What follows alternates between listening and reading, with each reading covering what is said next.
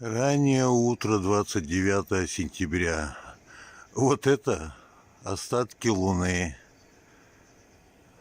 А вот там рассвет.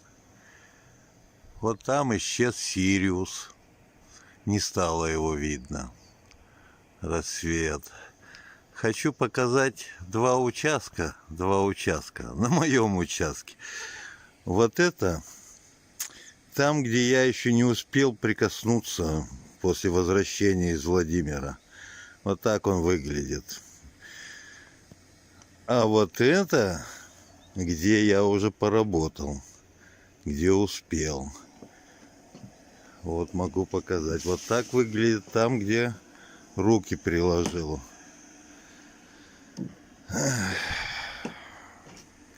Вот, собственно, и вся разница. Один хозяин, один участок.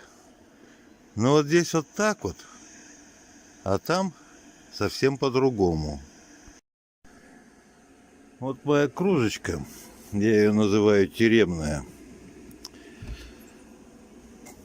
Меня часто спрашивали в камере: а что вы хотите? Вы вообще, вот что ты хочешь? Вот, зачем вы там идете куда-то? Что вы хотите-то вообще? Так, собственно, вот порядок.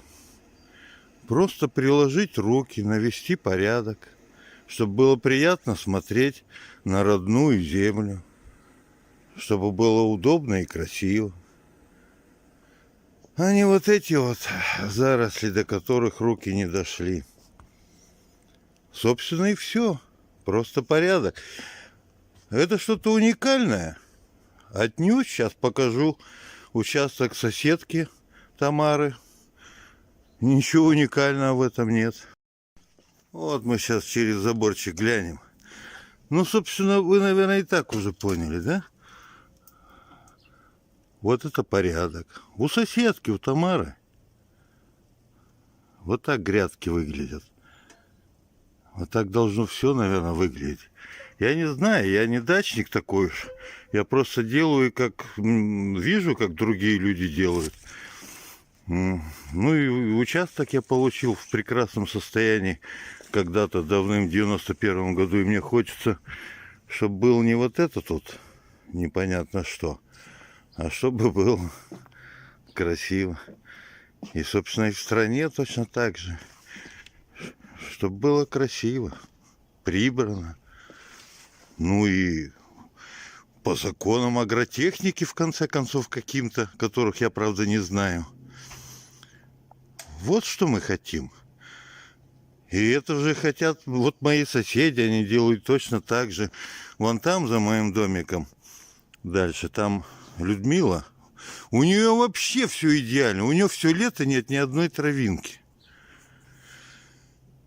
Ну, вот до идеала-то далеко. До идеала далеко. Ну, понимаете, люди ведь хотят, чтобы был порядок. И вот, когда кто-то говорит, что давайте наведем порядок в стране, странно совершенно, что он вдруг неожиданно становится апологетом беспорядка, апологетом хаоса, заросшего и неприбранного какого-то, ну, хаоса, бардака, так сказать. Наоборот, казалось бы, давно он призывает порядок. Нет, он становится, ну, записывает его, по крайней мере, во враги России. Странно, да? Человек, который хочет навести порядок, записывается во враги России. Эх, роза доцветает. Эх, бедный, 0 градусов на улице, но еще цветут. Об этом вот, наверное, сейчас вот размышляю, что-то об этом хочется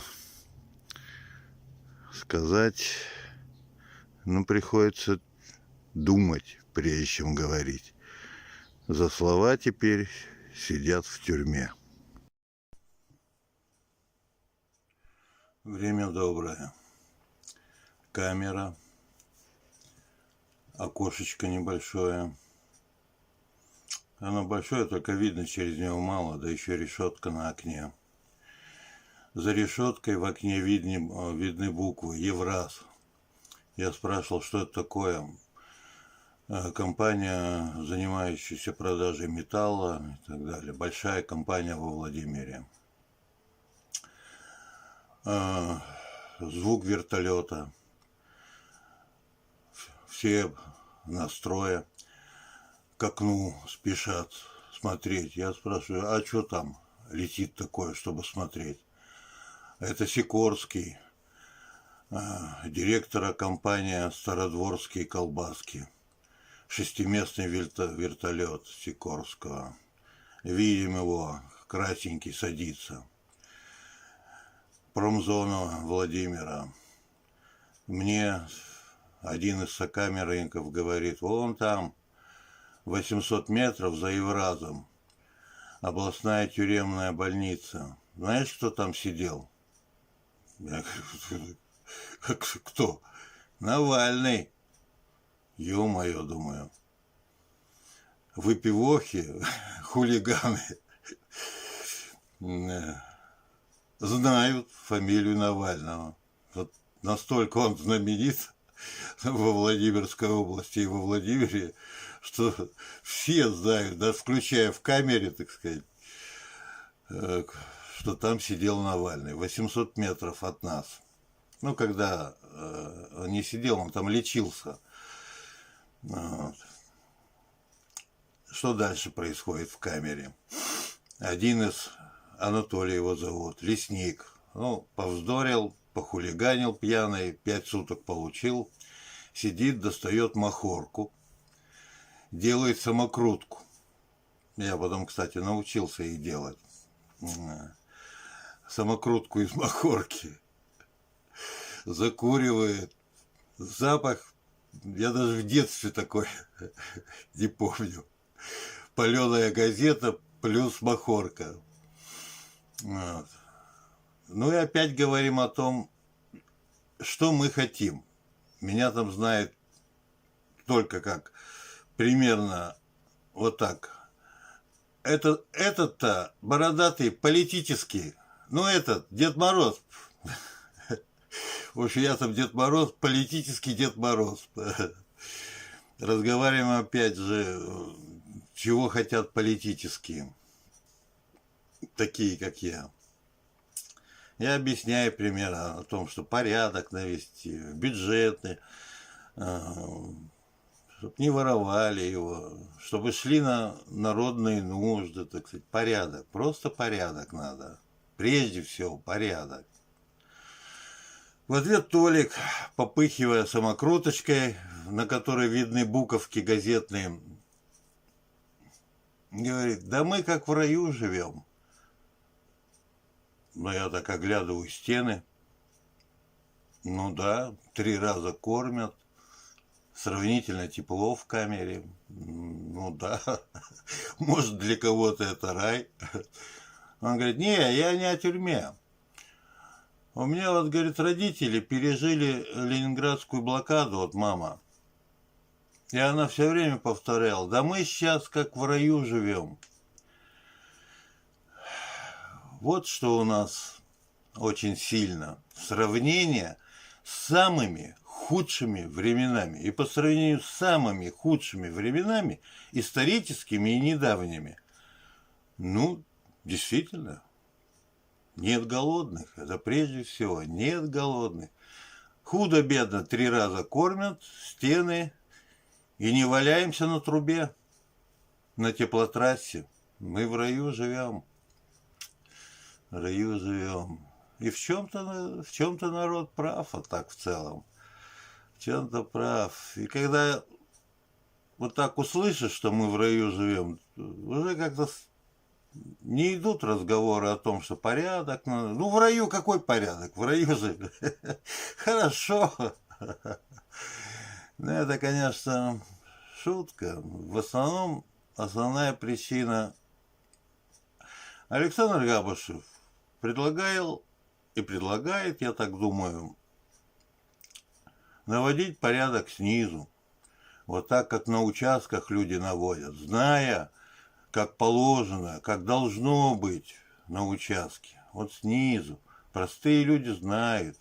Я показывал, как они грядки содержат, что такое порядок. Наводить снизу. А власть говорит, нет, мы сами это будем делать. И только мы. Перемены будем производить, так сказать, в стране позитивные. Мы, а не вы. Это тоже закономерный исторический подход. Это рудимент власти королевской, царской, княжеской, жреческой. Мы, они, жрецы и цари, знают, как наводить порядок. Доверить народу это нельзя. Будет хаос. Вот этот постулат прочно вошел в сознание людей. Прочно. И хотя все практически мечтают и хотят порядка в стране, большая часть, и выборы это показали, надеется, что этот порядок наведет власть.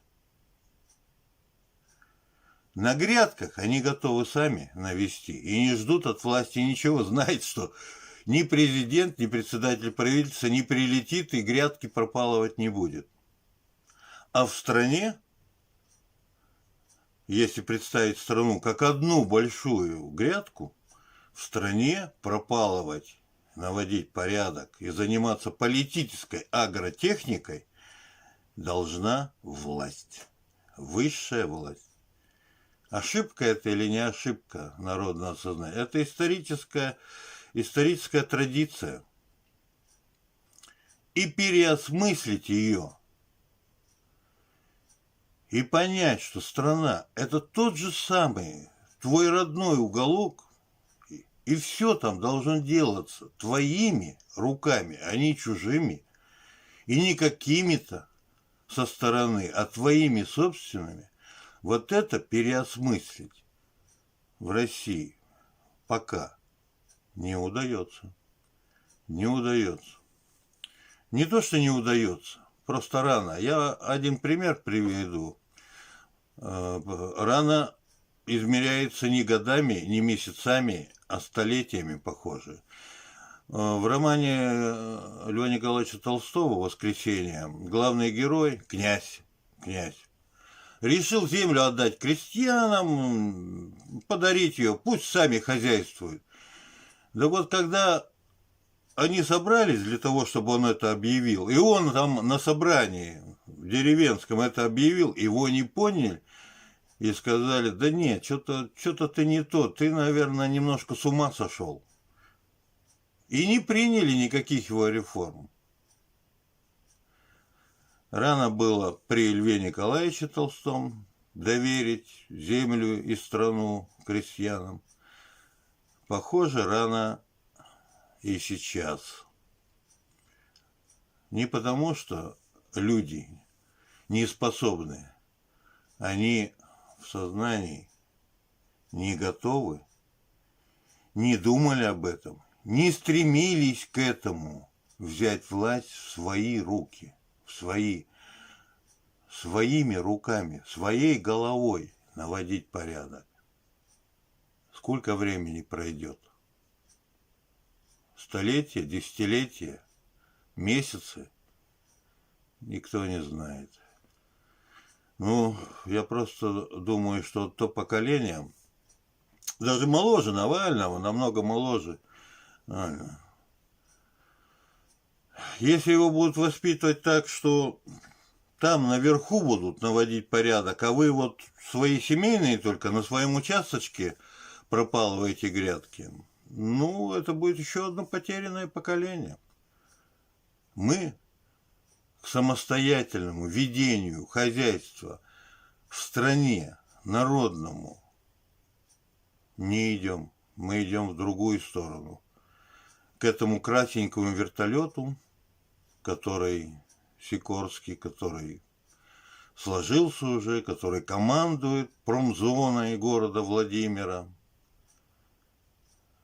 Мы идем пока к этому. Кто-то добился, кто-то чего-то сделал. Вот пусть этот кто-то как бы и там за нас все решает. Ну, а если там и вдруг, а если мы, нет. А мы будем сидеть в 4 стенах, нас 3 раза будут кормить, и мы будем повторять. Да мы в раю живем. Кто там эти политические бузатеры, так сказать, охламоны? Мы в раю живем. Мы в раю живем. Время доброе. Время доброе. И спасибо тем, кто поддержал, кто даже на чай, просто чай вот после освобождения попить. Так и писали в сообщении. Это вам чаю попить после выхода из тюрьмы. Пересылали деньги, помощь, поддержку. Я отдельно потом скажу о тех, кто передачи. Вот я теперь вот познал на собственной шкуре, как важны передачи. И поэтому передачки, вот так, передачки в тюрьму.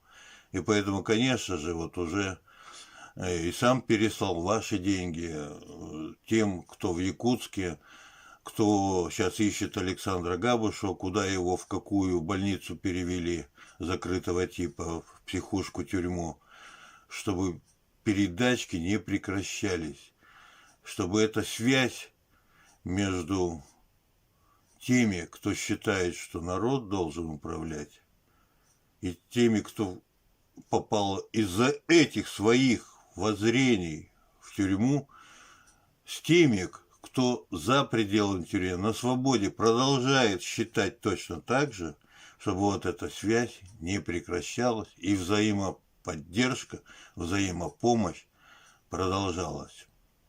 Спасибо всем, кто помогает. Спасибо.